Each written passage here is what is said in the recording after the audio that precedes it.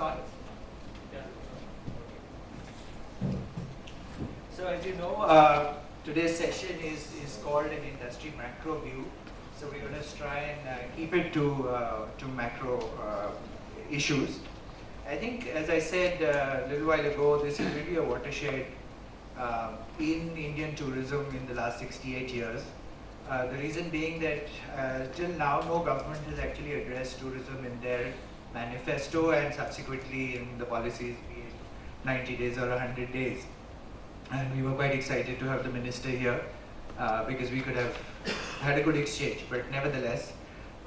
So I see it as a huge watershed because we've never had this kind of an attitude, if I can say, towards tourism.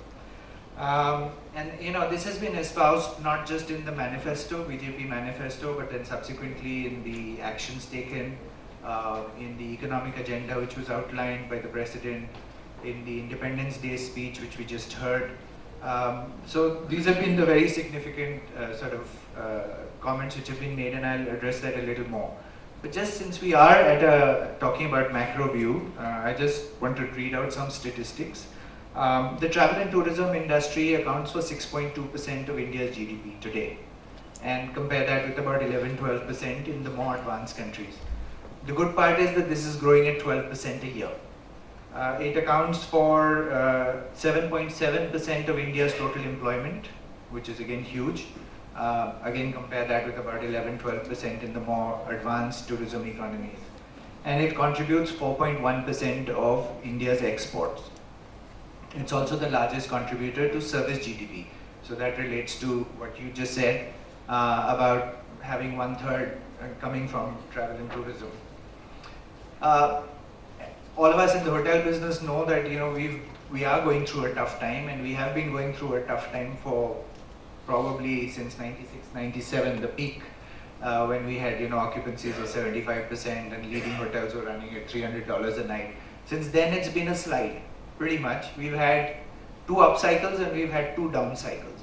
The interesting thing is that despite that, over this period, demand growth has been an average of 17.8%.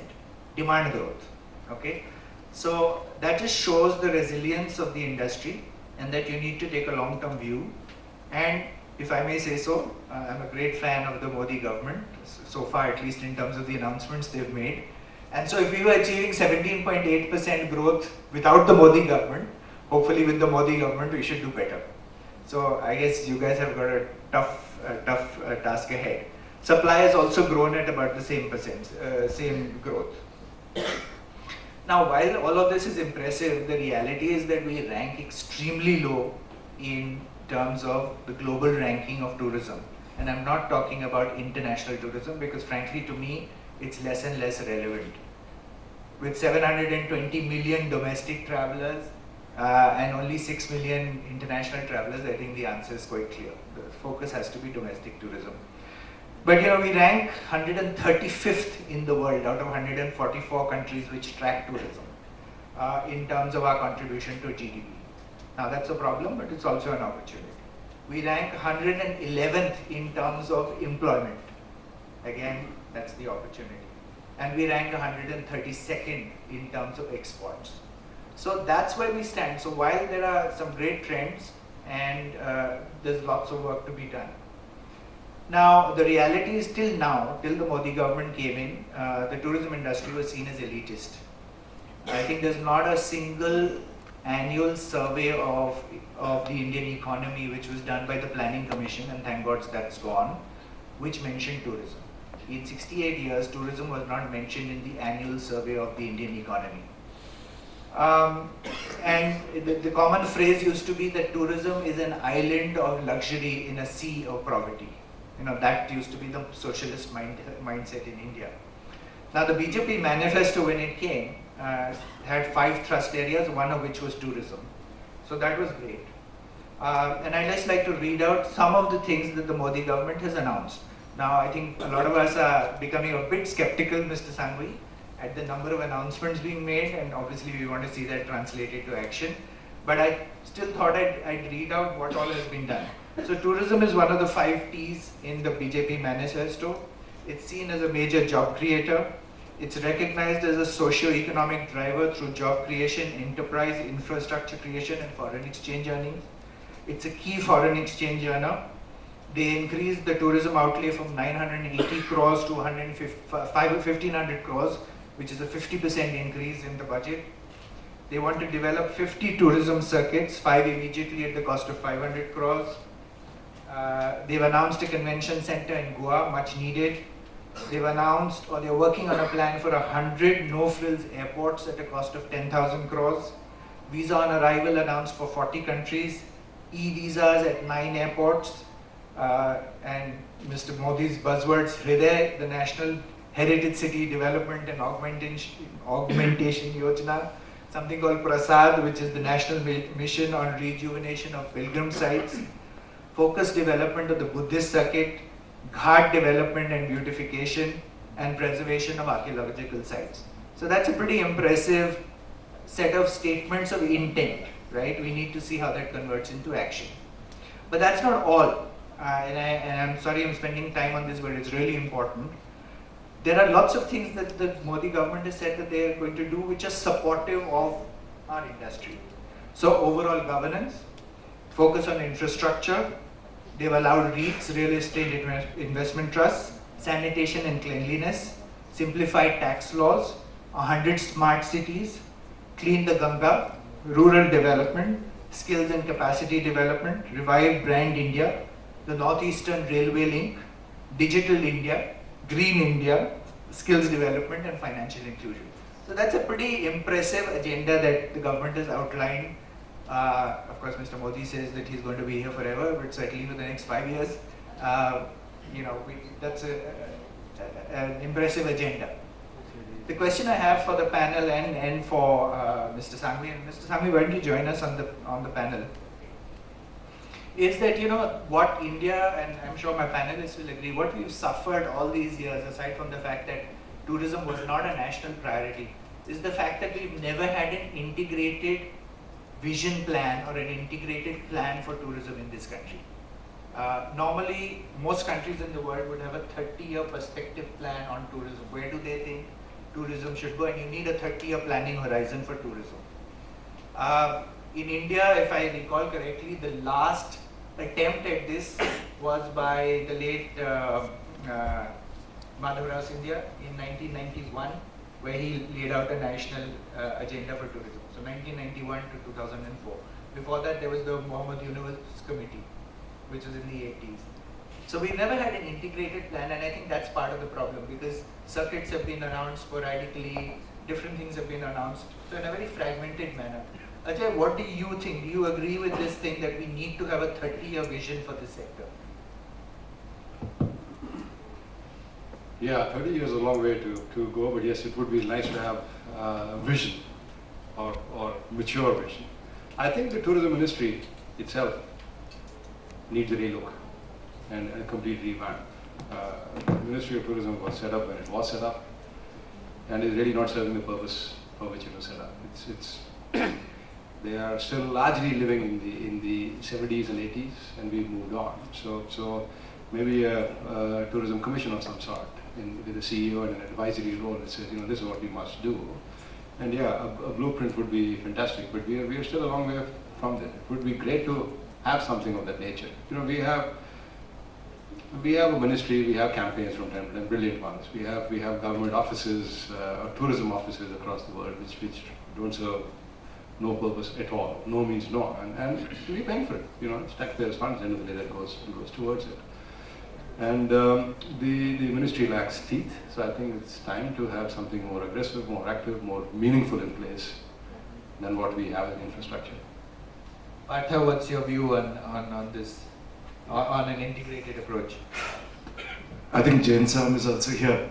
We need one more chair. Good morning. In fact, Uttam told us that we must have like a tea coffee lounge setting, and so I wanted to start off by giving you all one example, if I may, of what we were talking about and what is the potential and what we can individually do. I've been associated now with this industry for 35 years, and 2-3 things I was associated with. One was with the Incredible India campaign, and if you look at, I don't know how many of you all have seen the complete Incredible India campaign, it spells out exactly what we need to do. But someone on the ground has to go ahead and do it.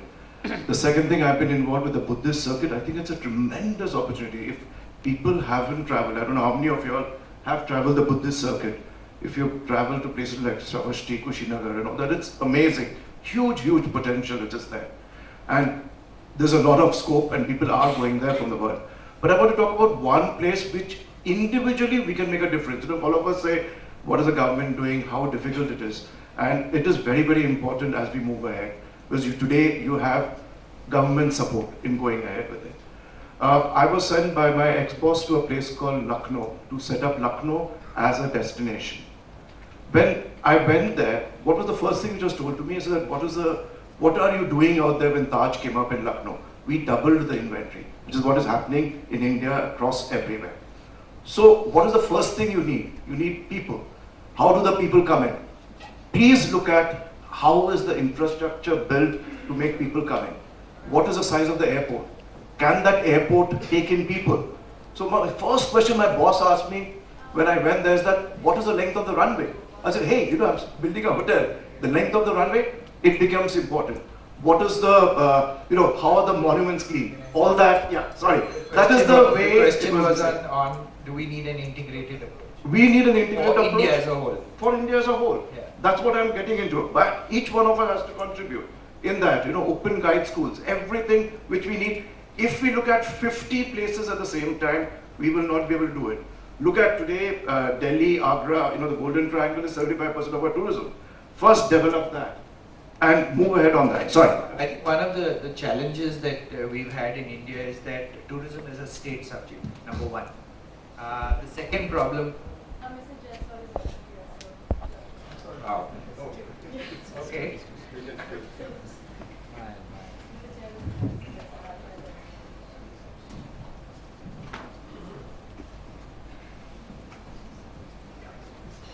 Yes, I was saying that one of the key problems that we've had is the federal government or the union government doesn't actually have teeth because tourism is a state subject.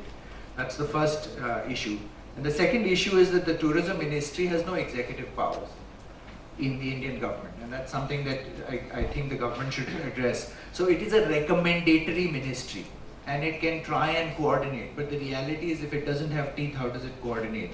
So just to give you an example, when the US government wanted to, during, when the recession was on and they wanted to promote the economy, the White House, under Bill Clinton, had a White House conference on tourism. And a similar thing was done in the UK.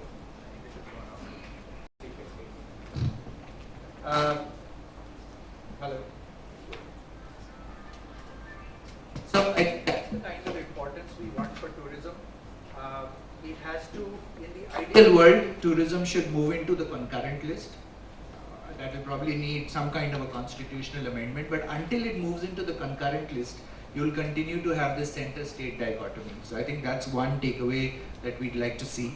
The second is, as Ajay said, the days of regulation are over, honestly, and the days of, and you guys are saying it, that you want ease in governance. So really the Ministry of Tourism has outlived its objectives. It needs to be converted into a National Tourism Promotion Board, run professionally, like in the private sector, and it must have a coordination role.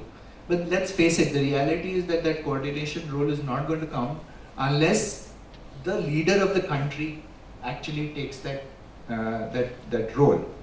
So what we'd like to recommend, or certainly I'd like to recommend, is following on some examples, is that there should be a cabinet committee on tourism chaired by Mr. Modi himself. That will make sure that the coordination happens. That will make sure that the tourism board of the ministry has the teeth, and that's what I think should be done. Jain sir, would you have a view on that? Yes, sure. See, this is a fact. It is central and state. Both the bodies controlling. The state level things whatever they do. Central government things do not allow it. Like environment. Look in Goa. Seafront 200 meter you can't build. World-wise 30 meter are allowed. Central government put in section. State government cannot do anything. So question that is the most important today, whatever development is taking place, it is not a well plan by state as well as central government. Coordination is zero. Secondly, permissions are this thing, whatever is there, no guidelines clearly. Every state will impose its own things of the parameter for the guidelines and permissions. Look at Aero City example. The police, whole number of building is constructed. When hotels are ready, police say it is not fit for security. And they put impose what is the security system is not in the PM house also, that is being put into the hotel. Means every person who is visiting to hotel, they seem to be a terrorist and you have to control on the gate. So point is that and as far as operation concerned, planning concerned, that planning is not done properly. Now, there is no any agency which are following to each other. So I think we all agree that there needs to be a comprehensive plan, and as I said, it perhaps needs to be a 30-year plan, and then broken down into 10-year plans, 5-year plans, and then annual plans, just like you do in the corporate sector. So I wouldn't want to spend too much time on this. I'd like to move on, if I may. I'd like to talk about the concentration. One small point I want to make. See, we have various states. Each state has its own benefit, its own merits, and own internal plan. If they concentrate on those things particularly, then the tourism plan can come much better, and India can have more tourists particularly, and they will go to all the different states because every state will provide something different. Yeah, but everything has to flow in one direction. It can't be going in different directions. So states have to merge into a national plan. But look, Rajasthan is for heritage, Goa is for sun and sand. I am saying this kind of impact. What basically we require is long-term plan, whether it is 20 years or 30 years. But 1 year rolling plan we should have. Correct. That is the ideal solution to it, because every now and then the situation differs, economic, Yes. the security or the any other viability side or the tourist arrival side. So 1 year rolling plan and long-term 20 years or 30 years plan will be ideal solution to it. And this is in consideration in the policy level. So I'd like to now turn to hotels, because this is a hotel development summit. And one of the things about Indian tourism is that hotel development is highly concentrated in a few cities. So even the industry analysts typically track about 12 major cities, and maybe they'll track another 15 other cities. But even if you look at the ABC classification, maybe there are about 30 cities in India. Now, Ajay, you're probably the most diversified hotel company or group in the country. Why do you think there is this concentration of hotel development in only a few cities, and why is it not spread widely through the country? Because that's the only way you'll get job creation, employment, tax revenues, etc. Very, very strongly linked to infrastructure. If you don't have air connectivity or if you don't have road connectivity, it's tougher for people to get there. It's also tougher for you to find people to work in the hotels. So I think that's one major reason. If we have better infrastructure, we definitely have better growth in the smaller cities. The smaller cities, in all fairness, in the last 10 to 15 years, have seen a fair amount of growth. There is greater investment in the large metros, and that's because the large metros brought in the business growth that we saw through the 90s and the early 200s. So it made more sense to put in there. But it's devolving. As you said, there is larger domestic tourism. There's more people traveling out, and today a lot of the smaller cities make a huge amount of sense. But it would need better infrastructure to come into place for that to grow at a faster pace.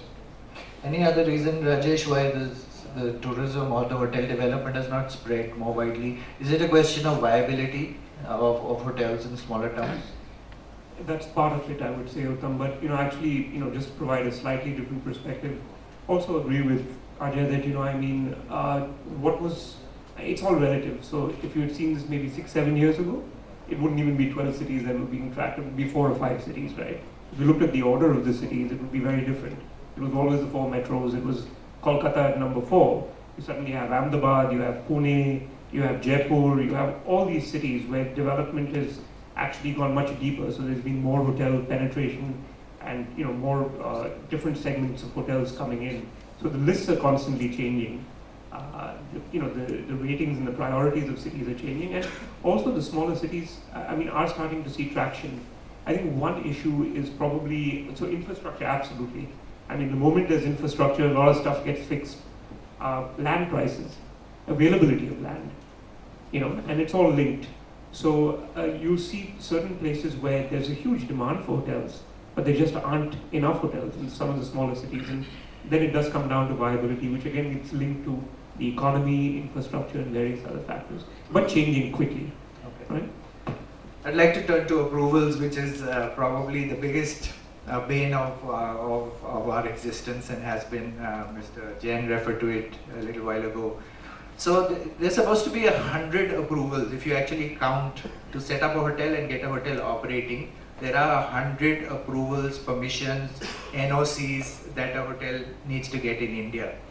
And unfortunately, and I can say this, under the previous government, things went from bad to worse. Nothing could be done without a bribe. Even today, I think it's fair to say that nothing gets done without a bribe. And people will not talk about it, but that's the truth. Mr. Jain mentioned the airport hotels, classic example. A few thousand crores worth of hotels created and waiting 15 months, 18 months, 12 months for an approval. Anyway, so my view is that this single window, which has been talked about ad nauseum, will never happen. Because of the way tourism is, as I said, it's a state subject. It's not controlled by the central government. So I don't believe the single window will happen. And there's a joke which we all talk about, which is that, yeah, the single window will happen, but there'll be 100 doors behind it. So that's not what we want to see. But I think what is possible is to have an escort service, similar to what Modi ji did in Gujarat, where if you sign a memorandum with the government saying that I am doing XYZ project, then an escort service is appointed, and you have an escort officer who then navigates your approvals through the entire government machinery right down to the local panchayat level and gets you the relevant approvals. So, Sangveji, is that something, I mean, do you really believe that a single window will ever happen, or do you think that we need another, which perhaps could be an escort service? मैं इतना ही कहना चाहूँगा, अच्छे दिन जरूर आएंगे, श्रद्धा रखिए, और it all depends on us, how we represent with the authorities, how we take it up. Again, last year in the Hospitality Development Summit, Maharashtra government authorities were invited, Secretary of Tourism was also invited, and they all took it seriously. And Maharashtra government now already implemented the single window license clearances.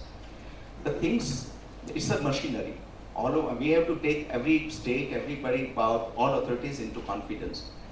We have to act systematically and slowly represent with the appropriate authorities. Never lose the hopes. We will definitely see the. So, Jaiswal sir, do you have a single window policy or mechanism? We actually, you see, we last, as Ajay sir, right, just clearly said that, we have tried to implement that. There have been a lot of problems into it for the very reason that, it's spread around so many departments and, concerns that it almost like I could be very, at this outset, very clear and tell you that implementing is easy, but, getting the results is a little difficult. We have been struggling with our tourism policy 2006, out of which I think we have been fairly successful in getting, Y cities and Z cities, that is tier 2 cities and tier 3 cities, good, amount of luxury tax being, most of the hotels who have applied to us, the tax has been exempted, looking at the eligible capital. And the second part is cities like the tier 1, which are the 6 cities, that is, especially let me talk about Maharashtra now, Mumbai. So in Mumbai, we are not able to do the LT at the moment, but consider. Yeah. So see, what happens is that the implementation I'm talking about. So with the single window clearance, we were able to do 2-3 things from Maharashtra tourism for Mumbai. One is the electrical duty exemption from 18% to 12%, bringing it to the industrial rate. The entertainment tax exemption. A lot of hotels, and there are 15 hotels in Mumbai who have taken it. And we have an example of Hyatt. They had, the eligible capital was 384 crore rupees, and they are beneficiary to that. Come back to development approvals. All right. I would like to share my personal experience. When I was Secretary of FHRI, Mrs. Ambika Soniji was Tourism Minister. I really pursued with my team and at least went to 10 times to her to get the single window clearance to be done. And she also tried to tell us every time, okay, I'll do it, I'll do it. And 10th meeting, she said, Mr. Jain, when next time you are coming, come alone. Don't come with our entire committee. And I went. And she gave me a cup of tea, and frankly what she told me, Mr. Jain, this can never be done. I have tried my level best. No ministry want to leave the power. So I think I really tell all of you that this will never be possible in India. Uttam, Ajay. if a government, state, central, local is willing to look at the answer stares us in the face. And I'll give you an example. In Chandigarh, there was a window to convert industrial land into commercial land in the heart of the city. And the rule is very simple. You file your application, you attach your check. If in 15 days you hadn't got the approval, it was deemed to be approved. Why can't we follow the same? Why can't we apply on an internet for permissions? Either your application is wrong or it's missing something, it comes back to you. Or within a certain period of time, it says, it's done, guys, go ahead. No, 1 month, 2 months, 3 months, 1 year. I mean, there's got to be a time limit for any agency to examine whether you're doing the right thing or the wrong thing, or whether you submitted the right papers or not. And for Christ's sake, please charge all the speed money necessary, because you're paying the speed money anyways for no speed. So the system is there if the government wants to pick it up. So if the Acha then has to come, somebody's got to do something. I'm saying, say this and this, we need 150 things for you to submit them all, and in a month's time we will say approved. If you haven't got an answer, you're approved. No, in fact, it is already there in Whitefield in Bangalore. We face that single window clearance thing. They give you a list of all the items, various department, everything. But it doesn't have a single. No, huh? Can we have as many? No. But you know the thing is time that bound. what he's talking about, they are introducing an escort where your file is escorted across the board, and I think that's a brilliant suggestion. Okay, good. So good take. What about a virtual escort? Well, we will do it on the system. We don't need. Okay, I want to turn now to the competitiveness of the industry. And there's an interesting statistic. India ranks 65th amongst the countries where there's, in tourism, ease of doing business. So something that Mr. Sanghvi mentioned. I want to ask you, do you believe that Indian hotels are competitive on a world scale? No, not at all.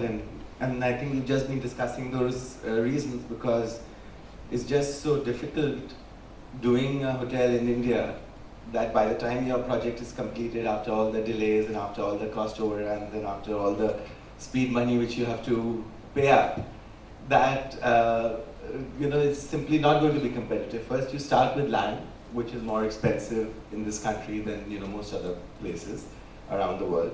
Then you have all these approvals, which are very expensive as well, and then you have the delays associated with these. And to give you an example, I think for a large project with environmental approvals and a lot of those, you can still kind of load those costs over to the project and can still bear it. But what this country really needs, according to me, is not just these mega projects and these huge initiatives. It is really entrepreneurship in that industry at a grassroots level. So it should be for, like what we've seen in the US and how the hotels and the motels originated. It's the local entrepreneurs who go in, and the hotel could be, a 30-room, a 60-room. And in India, if you want to even do a 30-room hotel, and we have a classic example within my own company where we have a 30-room property in Mumbai, you still need those 100 approvals. And what are you loading those costs onto is those 30 rooms. So Jaiswal sir, do you think that Indian hotels are overpriced and that makes us uncompetitive? There are two aspects to it. Perhaps yes and no. I'll tell you, there are two reasons. First is, I was talking to a gentleman recently, and he said, this was in one of our shows in Japan recently, and he said, he said, what he was talking to me was that almost 60% to 55 to 60%, that is what he said, of tour cost goes on accommodation, right? He was a big operator, and he says around almost 55 to 60% goes into this. But now the other part of it, whether it is, the pricing is too high or not, I don't think so. There's a reason behind it, because you are facing recession, you have rupee depreciation, you have got inflation, you have rising food cost, you have rising import cost. That's okay. But a traveler who wants to visit India has got a choice of 200 countries to go to. Why should he come to an expensive country? It's not depending on the experience, it all depends on the experiences. And experiences is what we manufacture nowadays. And if you have good experiences, you can go ahead with any kind of multi-format hotel, or within the hotel you can do anything, whatever you feel like. And experiences I'm not talking about only as a state or a tourism product. We need to have a lot many other things also involved into it. It is not only about this. There are people who go to countries where there is no infrastructure in tourism at all, but they do manage with those things. And we have classic examples of countries like Sri Lanka now, which has got good, I could say, mental infrastructure rather than physical infrastructure, and they're doing very well in tourism now. Partha, you've been a hotel marketeer for all your career pretty much. Do you think that we are competitive on a world scale? Oh, I'm a supreme optimist. I think we can be, and I'm we not should sure can be. Okay, we are not, and I'll tell you why. Because I think if we segment, the most important thing is segmenting your tourism products and working on that. That is a very, very important thing. And he took up the example of Sri Lanka. Would you know that last year at WTM, Sri Lanka was talking about promotion of Ramayana. Ramayana promotion, they are looking at 6.5 million tourists. India is at 6.2. I mean, that's just an example. So if we segment, if we go in for PPP, I strongly believe in private-public partnership. I think we can be competitive. Yeah, I think it's winning. Sorry, I think Ajay wants to say something. I think at this point of time, we're extremely competitive. Okay. Where do you get hotel rooms from $40 to $100 and decent rooms across the country? Where do you get flights at the rate we're getting them? It's a different matter that the airlines are going to go bust. But you get an Airbnb in most cities in the world at about €100. An Airbnb, not a hotel. I think we're extremely competitive. I don't see any dramas there. So maybe we need to tell WTTC to change their ranking. Because it is being felt all the time that India is more costly than our competitor. But there truly, we are more competitive when you look in a very deeply on 5-star hotels and luxury hotels. And that some of the operational cost, I think industry, we ourselves are responsible. See, some of the like in project permissions all we discussed, there is a hurdle, high cost. Land is very high price, and that can be solved by giving the government additional FSI as it is given in Mumbai. But look at operational cost. Power cost is very high. Manpower cost is very high.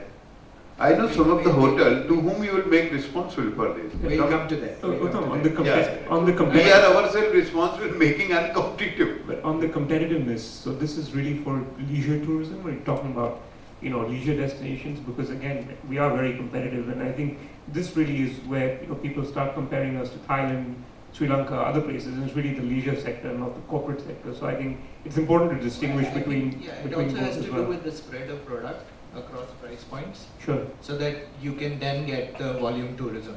I mean, the reality is we don't get that, and the reason is that we don't have that spread of product.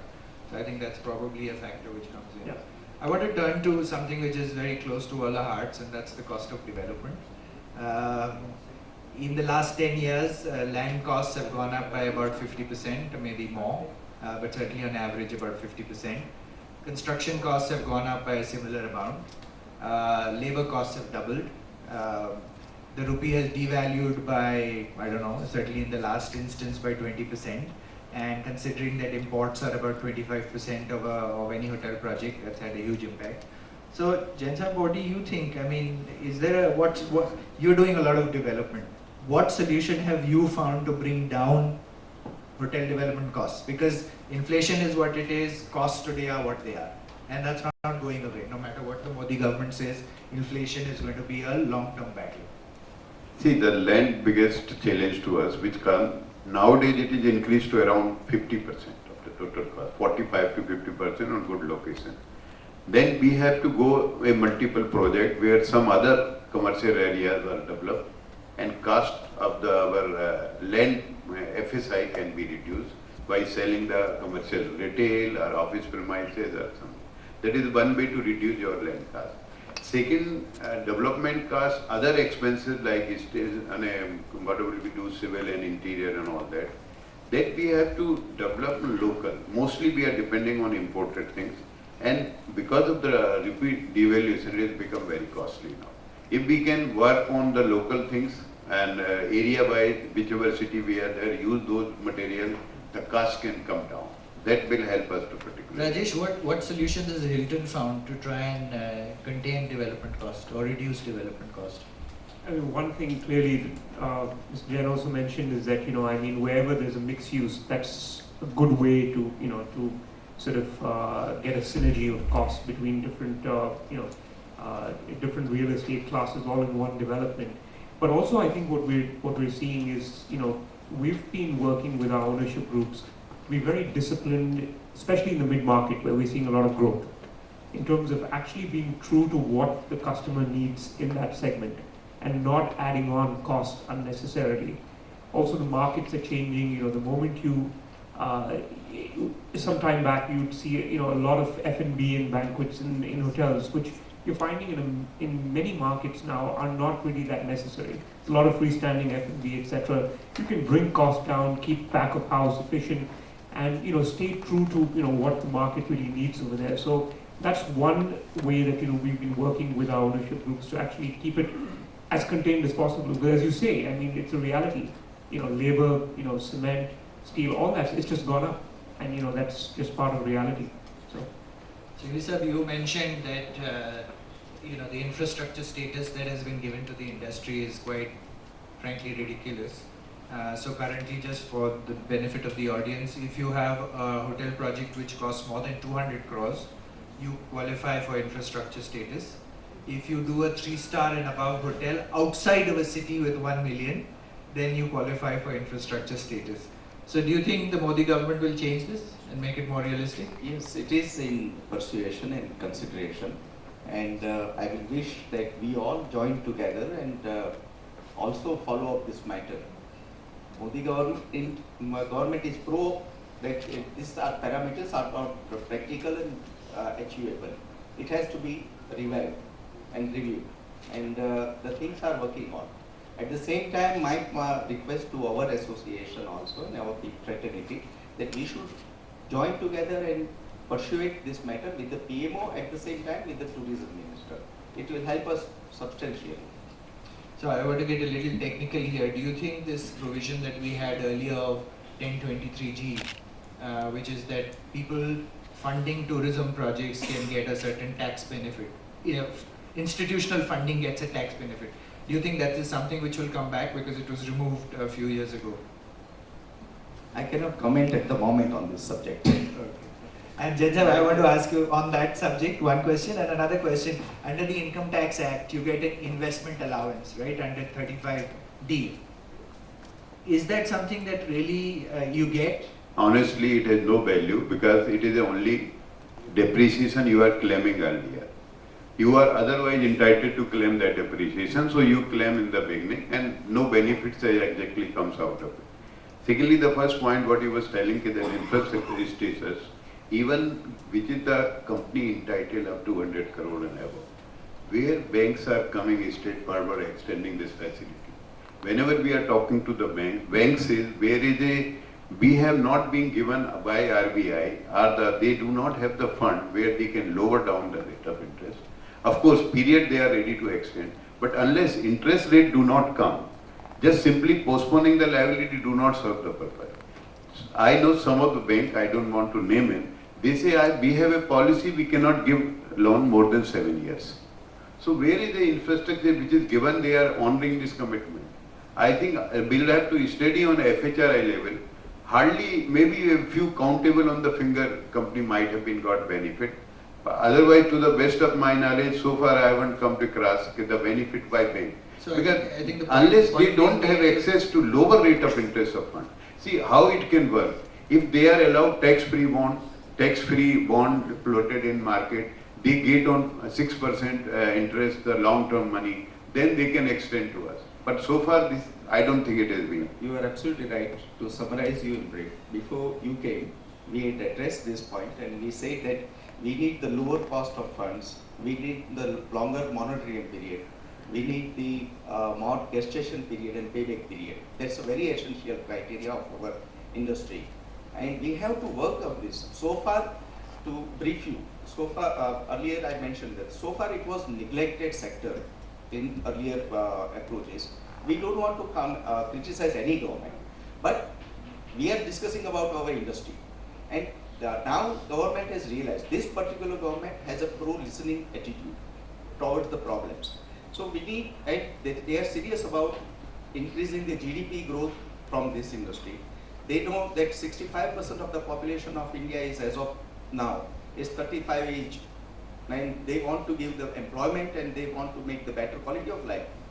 So these are the fundamentals. What you address. I agree. What you say, at least government has recognized that our industry is valuable for country. Yeah. That is the great. Yeah. No, I think actually I have a very simple point. We keep talking about government should do this and this is how it should be promoted and these are the SOP, these are the incentives.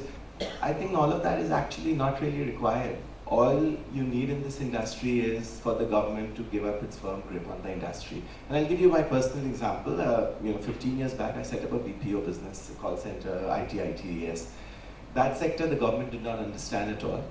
And they did not know how to control it. And they just kind of let us be on our own. And that industry is today employs about 5 million people. It's tremendous what industry can do on its own if you don't hold it back. What's happening right now in India is that you try and do something and there are 10 things which are pulling you back. Everything is linked to that. The important point though, as a counter to that, I'll say is that, hotel development, if your cost of capital is say 13.5 or 14%, you're not making that kind of return on the asset. So you're actually diminishing value, not adding value. Why is that cost of capital so high? Because I'll tell you, it's not because it's because it's so tightly regulated in terms of the loan tenures cannot be longer than this, you can't raise funds in these fashions. If you free up, and it's not just the government, it's actually at the Reserve Bank level itself where you give that flexibility. If I want to go overseas and I want to raise a 20-year bond, I should be able to do that, and that will increase the competitiveness. Right now I have the only choice of going to a local Indian bank which will say 7 years is what I can do. It's real estate and it's, I think the REITs is obviously a great initiative by the government. I think that should make a huge difference because once you get the pension funds coming in, they have a much longer horizon, a much lower threshold of return. And the other thing that perhaps the government can look at is ECBs, because ECBs at the moment, hotels are not allowed under the RBI guideline. Ajay, I think you wanted to say something. Yeah, I think he's covered most of that, and you covered the other half. But ECB is allowed today for a project of 300 crores plus. That's a huge project, so that limit needs to go down, and there's easier funding available. That's one of the answers. Sorry. Okay. No, even I'm also in the software industry, and I believe that because the cost of capital in hospitality is what kills you. So from 13%, which is what it is right now, your rate of interest, it has to come down to 8, 9, and your term, which is at 8 to 11, has to go up to 15, which is now over 200 crores. That has to come down to any project over 20 crores. That is what the pure guidelines are required. Mr. Jaiswal, at a state level, what are the incentives you give to the hotel business? Very specifics which are workable at the moment are the exemption on electrical duty, that is, which comes from 18% to 12%, as I said earlier. The second is entertainment tax in all zones. And in Mumbai, apart from this, excluding Mumbai, everywhere LT. Depending on the eligible capital that I said to you, which is calculated with officials. And we have eligible capital which goes up to almost like 30 to 40% at times. There are workables, those are people who are from finances who do it. I'm not an expert on that area. But I would like to comment on the infrastructure thing because out of my curiosity and my knowledge, whatever I have, I believe that this infrastructure lending list, once it is extended by the current government, because it's a central subject, and if it is done by the current government, surely not only why restrict it to 3-star and 2-star hotels? It goes across the whole of the hotel section. And you can have a new, like Mr. Jain has raised a concern, that even if you do that, and the infrastructure lending list is extended, and you get the rate of, the returns go back in 10 to 15 years instead of the normal 7 years or 8 years. but there won't be any institution which will come up and say, come on, take this money. All right. So instead of that, we can revive and look back into the Tourism Finance Corporation of India very hopefully. That is what I believe. And that can bring out and trigger development into hotels very fast. Thank you. So I just want to give you a figure to highlight the extent of this problem, because this is, as I said, a hotel development summit. So we are at 125,000 rooms currently in the organized sector, and we need 180,000 rooms by 2018. In order to do that, we need 125,000 crores of investment into this sector. And that investment is not going to come, and therefore India's economic aspirations will not be achieved if something is not done on this cost of capital. So I think that's the extent of the problem.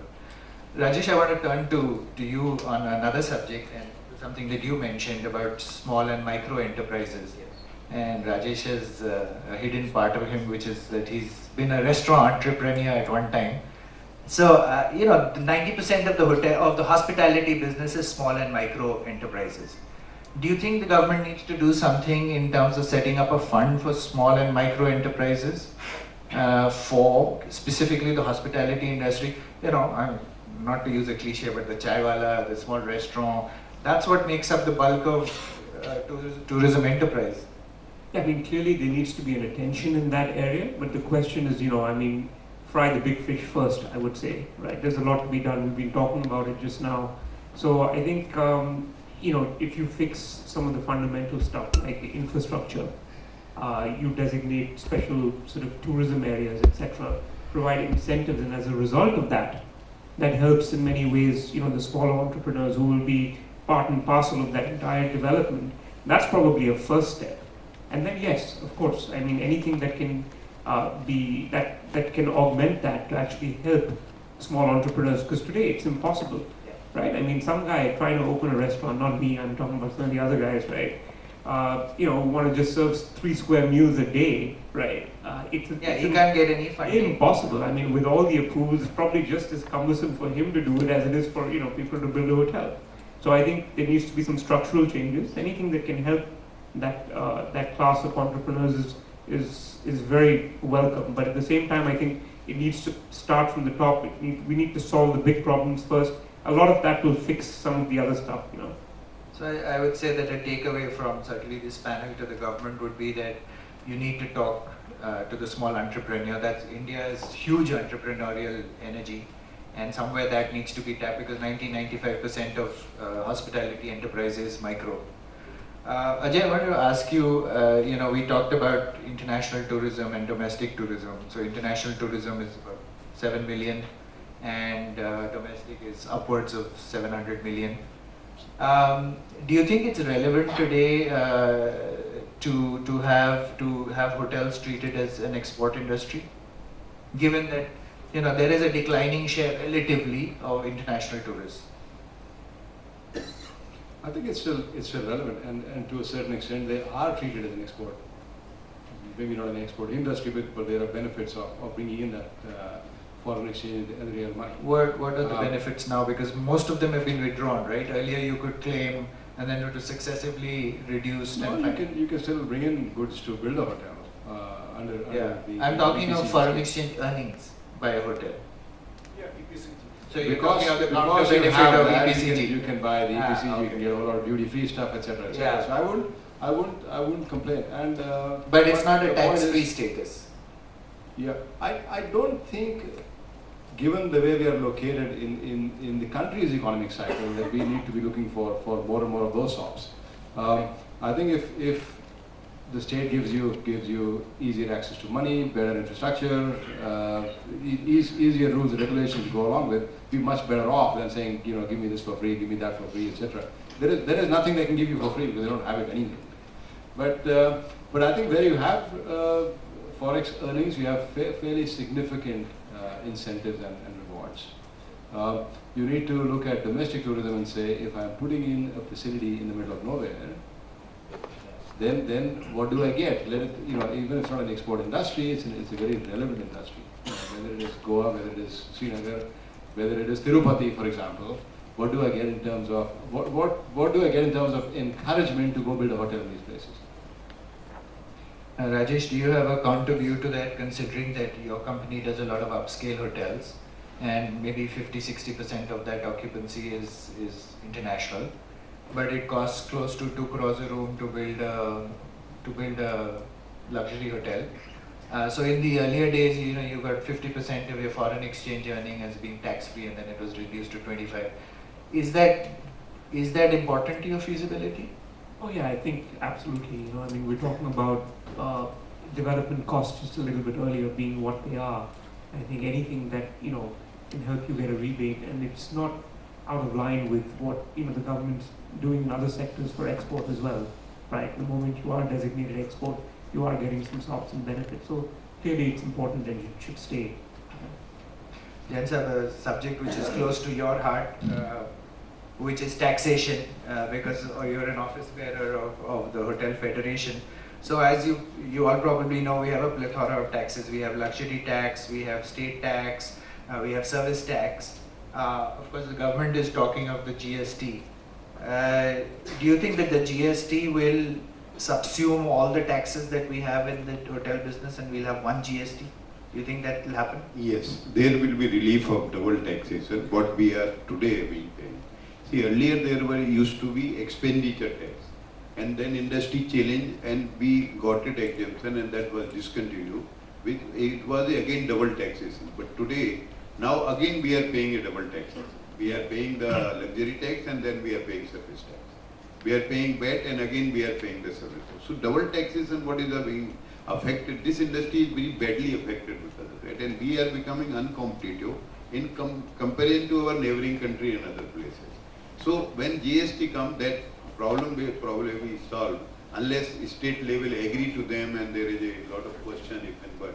But if it is implemented, then there will be no double taxation, which is happening now.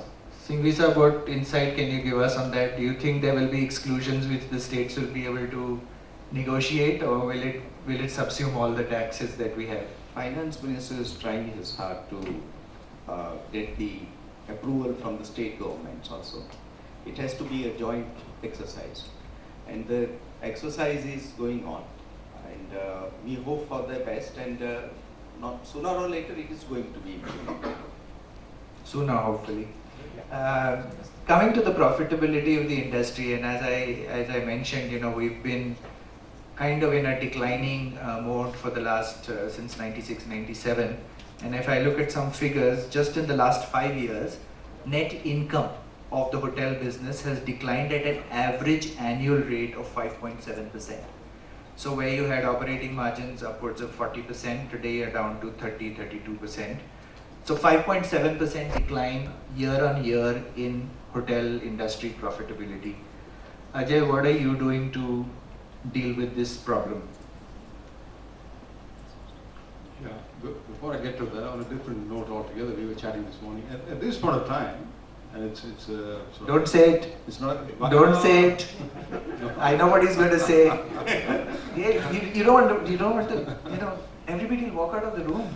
No, they won't. They won't listen. We'll have that. At this point of time, it makes no sense for anyone to buy land and build a hotel. It's a stupid thing to do. You're better off putting your money elsewhere. But having said that, since we're in the business, how do you? Well, it's reality. You can close your eyes, but that's reality. Where are you going to put in the money and get your return? You can't see it with the current ARRs. But that's okay. Another aside. Now, what do you do to make yourself smarter and profitable? What does it mean to my customer? I will have to have more people waiting longer in queues. I will have to have more people getting used to lesser number of people serving them. I have to get more people used to the wait. On the other hand, I have to make sure that my systems work.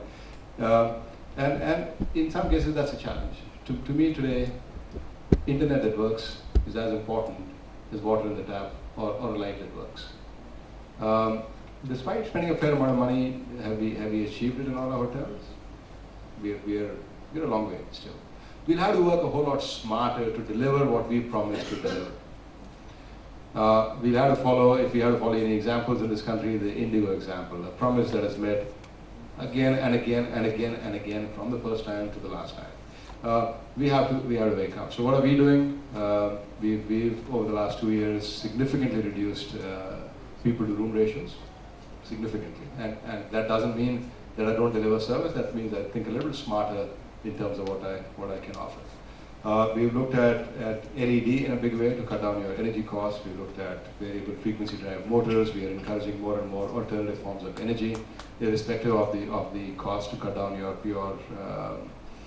energy, your utility costs, which go anywhere from 10% to 30%, depending on where you are in your cycle of gross revenue. And I think on the food and beverage side, I'm once upon a time F&B guy, but on the food and beverage side, hotels per se will have to be content with getting very little in terms of bottom lines out of food and beverage. So you have a restaurant that makes sense, and if banqueting makes sense, you have large banqueting, and in some parts of the country it does, but all your specialty restaurants and a whole lot of other stuff, and huge concepts, the independent restaurateur is taking it away from you very fast. Partha, you've, your company or the people you advise now, focus on economy hotels, and then, there the challenge is even greater. So what are you doing to take costs out of the system? No, I mean, Ajay and I both are in the same, in fact, a lot of us are in the same, same side. As you said, the most critical thing is that how smart you are, in your work. How are you how are you multi-skilling your staff? How do you spend more on capex than on opex as far as your fuel, power, light is concerned? I always talk about, in most forums about cost per key. It all comes down to your cost per key. How you manage your cost per key is the answer. Well, the master on cost per key is sitting right in front of us, so we'll hear from him. We'll hear from him later in the conference. I want to now come to the demand and supply situation. So as you all know, in the last, if you go back 96, 97 onwards, the demand growth has been, as I said, 17.8%, supply growth has been 17%. Occupancies in that time was 63% from a high, they had already fallen from a high of 74 to 63. And with this overall situation, you're today sitting at an average industry occupancy of 57%. Which means inherently the industry is not really viable, as he said. ARRs have been declining at an average of 6% every year. RevPARs have been declining at an average of 6.7% every year, right? So that's been the story till now. And as I said earlier, we are probably at a watershed. Now, if I go by an HVS forecast, which forecasts the industry to 2020, they say that despite rooms increasing to 185,000 from today's 125,000, demand will continue to grow at about 13.8%. Occupancies will go up to 71.4%. ARRs will rise an average of 10% every year. And RevPAR will go up by 15.4%. Now, if this is true, then it truly is a watershed, because we are seeing finally a significant upcycle. So Rajesh, do you believe these numbers?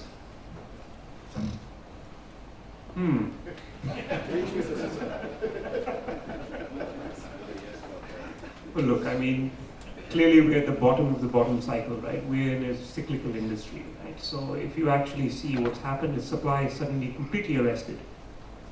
So what you've had is Why is supply arrested? Because there's been a huge surge, right? You've gone from whatever 50 to 90,000 rooms in 5 years, so you've doubled, right? You were saying yourself, demand has grown. It's grown tremendously. I mean, how many industries have grown at 17 point whatever percent demand? It's great. The economy is growing at 4.5. It's going to grow at despite the economy. It's going to grow at 10 soon, but right now at 4.5, right? But the point being that because of that huge surge in supply, what's happened is that supply suddenly has stopped. Projects that were announced were put on hold. Liquidity was tight, etc. So it's really a question of supply versus demand, and what's going to outpace what, right? We've already started seeing in markets like Pune and Jaipur, etc., that they've taken the turn. So it means demand was growing consistently. Suddenly supply stopped, and you found the curve coming back the other way. So it's going to really depend on how much of that supply takes shape and form. So really, do we get to 185? Assuming we do, we would have not doubled it, but we would have increased it by the same amount we increased in the last 5 years. So just doing simple math on that, you're going to need the growth to continue to grow the way it has. Plus, you're going to need, an injection with economic growth, and yeah, based on that, you'll have an overall upswing. So it's a few variables that need to come together. Yeah. So Ajay, just to repeat the question, HDS says that despite 185,000 rooms coming in, you will see ARRs increasing 10%, RevPARs increasing 15%, and occupancy is touching 71%. Do you believe that? I think it's all going to be a factor of the economy and how we can convert the positivity of the last few months into real stuff on the ground. If the economy grows back to a 6.5–7%, which is not so far away. If you take the last few years, the economies have been at 5–5.5%, but you still have 70% growth. So why is the economy so relevant? I think for the numbers that you're talking about, for the numbers that Manav is talking about of HDS, for those to be reached, we'll have to go back to headier economical growth in the country and a far stronger intrinsic demand. If that happens, I think we're fine. Even these hotel rooms are going to be at some stage being felt scarce. But that needs to happen, and if that doesn't happen, we are not going to meet any of these numbers in the next year or two. Forget 5 years. So you don't share the enthusiasm that this could be a bull run for the next few years? I think my personal opinion is that we've seen the worst. I don't expect any dramatic changes in the next 2 years or so, in the next 12 to 24 months, but I expect things to gradually, slowly get better. So gradually, slowly. No, I just wanted to make one point is that what the government is trying, we talk about the GDP growth of, moving up from 4.5, 5 to probably erstwhile, 7 and 8. What we should also look at is the base value. Today, the effort is to move back to that 1 trillion economy. That is the key. Moment we move back to that 1 trillion economy, even if we are at 5%, that means year on year we have a 5 billion influx into the economy. That's the key. I want to turn to aviation, which without which none of us can survive. And as we know, all the airlines except one are bleeding seriously. And despite that, the government has given 2 major airlines which have entered. One is entering, Vistara as well as AirAsia. And I believe there are another 6 to 8 permissions which are being given. So how does the government see this, the whole aviation industry? Because it's critical economic infrastructure, right? And unless you do something on the ATF, what's going to happen? Government is picking on the PPP baseline and development of this sector, and detailings are being worked out. Now, I am also not very aware about the detailings. Okay, so we'll have to leave that at that. But I wanted to make a point on this. I think, we look at the aviation sector and it's ailing and it's been losing money and all of that, with some very bad structural issues within the industry. And I think hospitality is probably grappling with a lot of similar issues. And the best way to kind of gauge the future of an industry is to look at and talk to investors and see are they interested in that. And today, if you talk to any investor, and it's not just banks, because debt is one part of it and equity is the other. No one wants to touch hospitality today. All these projections are there and growth is going to be there, but the whole maths doesn't work because of these strong structural issues within the sector. And until those issues are sorted out, regardless of, we could be at 71% occupancy, but you could still be not making money in the sector. And I think that's the thing which we all should be very concerned about, is how do we kind of make this industry into a more competitive one? How do we make sure that the investors return back? And it was the darling of the investors. If you were to, talk to people even just 8 years back, they would be, only 100,000 rooms, and just New York City has 100,000 rooms, and there's such a huge opportunity. It's all gone because people have lost money in the sector, not just banks, but private equity. There's not, I think, a single successful exit which has happened in this industry so far. And until that is kind of, the structural issues are fixed, you will not get that investor interest back. So that's the most worrying thing about the industry right now. Just talking again of aviation, there's this plan which has been apparently under discussion to create 100 no-frills airports at the cost of 10,000 crores. It's a fantastic initiative. Can you shed some light on that?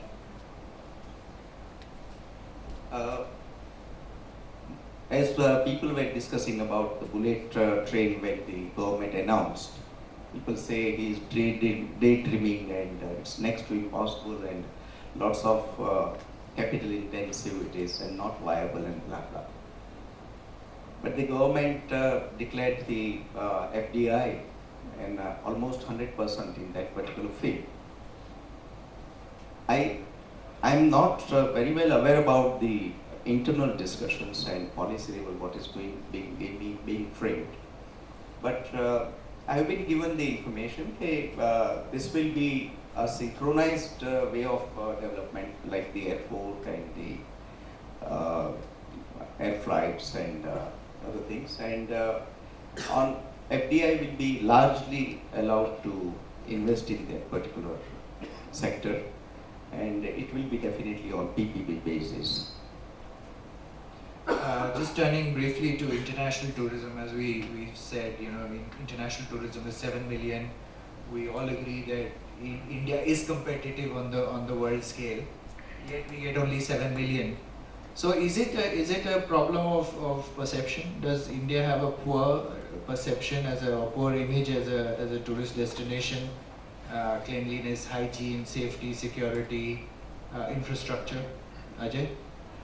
Yeah, that's part of the problem. I think this whole business of e-visa should change the numbers considerably. So we hope that it happens early, and we hope it's rolled out smoothly and fast.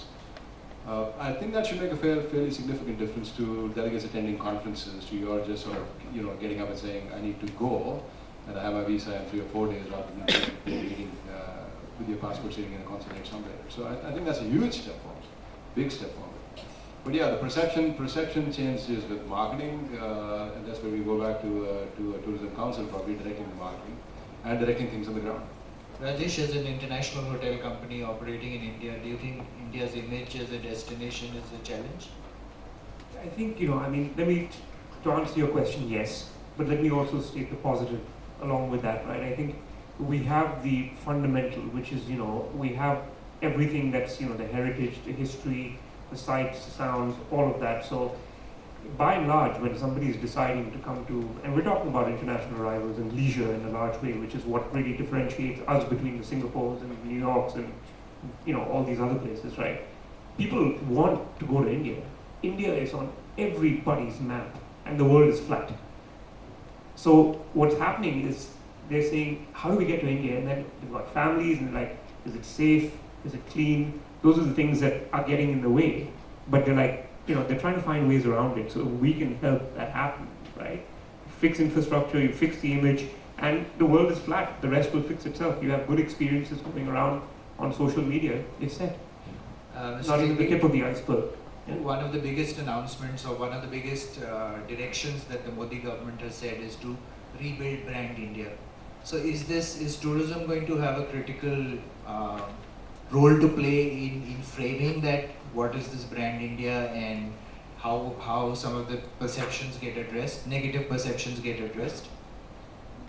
Yes, definitely Modi government has a excellent contribution, expectations from our industry, and that's why they are giving priority to the tourism sector.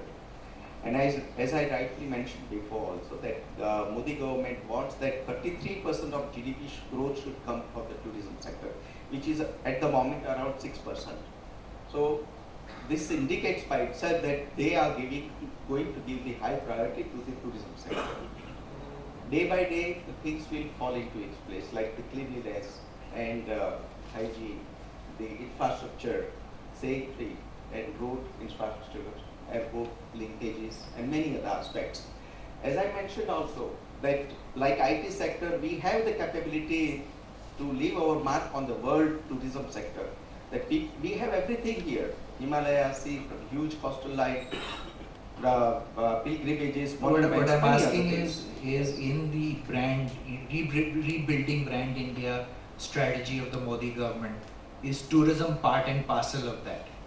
Similar to what he did in Gujarat, for example. That's a major key for him, not just part and parcel, but it will be a major focus. Okay. And a couple of days when we were discussing the general meeting in PMO, he mentioned one thing. धीरज रखो, इस सरकार पे आप सर्व को गर्व होगा। Ajay? In terms of perception, one of the things we need to counter that's recent, that wasn't there in the past, is women's safety and all these rapes. And that's covered hugely across the world, and there are huge question marks of can I get to this country and get out safely? And that's something that needs to be acted upon by all of us. Okay, I think we're just about 5 minutes away from the end of this session. I want to focus on another very important subject, which is this, with all this growth, etc., there's a huge talent shortage, which is a bit of an irony considering we have 1.2 billion people, we don't have enough talent in this country. And the NSDC, which is the National Skills Development Council, which was set up by the previous government, actually identified that you need another 4.1 million workers for the hotel business, an additional 2.8 million for restaurants, and another 3 million for the travel industry. I don't know why travel industry is so low, probably because of OTAs. So you need somewhere in the region of 7-8 million workers just in the next 5 years. Jain sir, where are these workers going to come from? See, there is a huge youngster who are passing the 12th in colleges in the remote and the mid-town cities. But they are just passing by taking courses like arts, commerce, BA and BCom, because they have been not educated. You fix your line, what you want to do. If industry try to train them, and train for shorter course or 6 months or 12 months, I think that will be the source where we can generate a good manpower, and that will help, and that we can retain also for longer time. Because once you train a student or a boy, I did it in the Pride Institute of Hospitality, I think they are sticking to 4 years, 5 years, and they don't move fast. If you have trained the boy who did it in a train. Industry has to contribute in this and try to generate. Because if we are depending only these catering colleges are going to give this much, I don't think we will get it, and definitely. So you set up your own institution? Yes, we have our own, but I'm trying to tell whole industry, our group of Jain, they have shorter course they have to develop, and they have to develop the manpower in the different field, and that is quite a huge manpower available who do not know this, or they have not been understand the importance of things in mid-town and in small towns. Have any of you thought of setting up your own institution, or do you have, not necessarily an institution, but an academy of some kind? Yeah, in fact, when we started the Keys group of hotels, we realized we need a lot of manpower. So we set up simultaneously Berggruen Education. We've got schools all over the country, which turns out 150 per institute, and we have 18 institutes. So yes, we do get a lot of people. The other focused on hospitality. Yes, clearly a focus area for us as well. So we're doing this in a couple of ways. We're having affiliations with particular schools over here where we can actually provide certain inputs and training, etc., on curriculum, so that sort of gives them the wider experience and other aspects that they don't have within the curriculum right now. Also, we focus a lot on e-learning. So within the organization itself, for all our employees and our team members, they have a huge opportunity to actually learn within Hilton University and other initiatives that we've been taking. So yeah. Yes, we also started an institute in Gujarat, but our experience in Gujarat is different. There the youth, they say कि ये 8 घंटा क्यों काम करना है, 1 घंटा computer पे बैठो शेयर बाजार के अंदर देख लेंगे तो 1000 रुपये ऐसे ही मिल जाएगा. So our experience overall was not so successful in that institute related aspect. But Modi government has already introduced us formula over there. That's a skill development program. Short duration programs after the 10th or not even 10th pass, but if they want the employment, they will be trained in nearby institute by the authorized different agencies, and for 3 months, and they will be paid stipend during the training also. And then afterwards the industrial training is given. Same thing Modi government is now going to implement at the national level on various aspects. Okay, we're out of time. Last question to everybody. Mr. Modi's Independence Day speech about zero effect, in other words, sustainability. what are each one of you doing in specifics? I think we all recognize that it's an imperative in terms of climate change and the impact on the environment. In India has not got a great record as far as that is concerned. We also recognize it's an imperative from a marketing perspective because today guests are asking for that. So if I can just have a quick round robin in terms of what have you done specifically on sustainability? Well, better use of material for building, that's one for sure.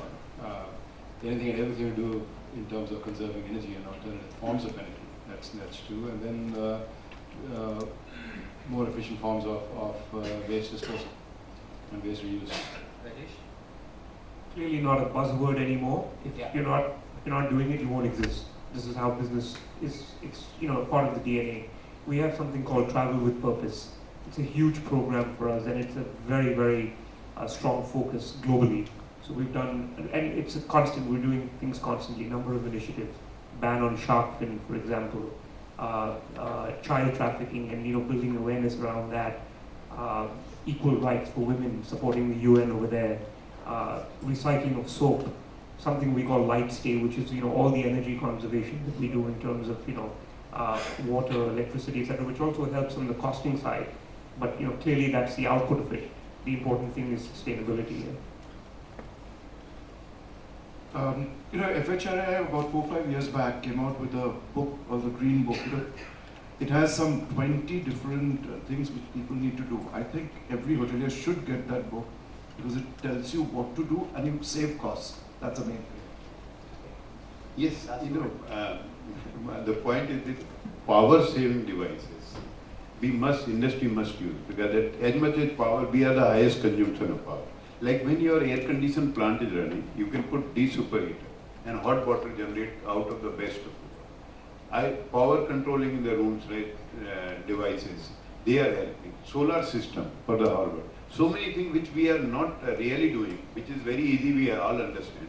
I think to contribute to environment friendly things, industry must take a step and save the things like water, power, everything for other use. We have been contributing very immensely to the environment for the very reason that we have 75 properties across the state of Maharashtra, and we are working very keen, especially now, we have done it on water, energy as well as food, because zero effect also contributes to that. There was a recently, I would like to share an example how we worked on it. We wanted to have, there's a place in Mahabaleshwar, some electric carts, and people be transferred from this cottage to that cottage and otherwise. And then we said it's an eco-friendly and zero effect kind of a thing. But then we went deep into it. We found that using an electric vehicle in Mahabaleshwar is pollution at some other place, because we are getting electricity from thermal stations like Chandrapur. So it doesn't contribute to the environment at all. In fact, it goes against the environment. So we have to examine, re-examine, and then put on anvil all the things to test. Thank you. So I'd like to thank the panelists and also the audience for a patient hearing, and over to Neha. And yes, of course, Ajay. Moving on buzzword.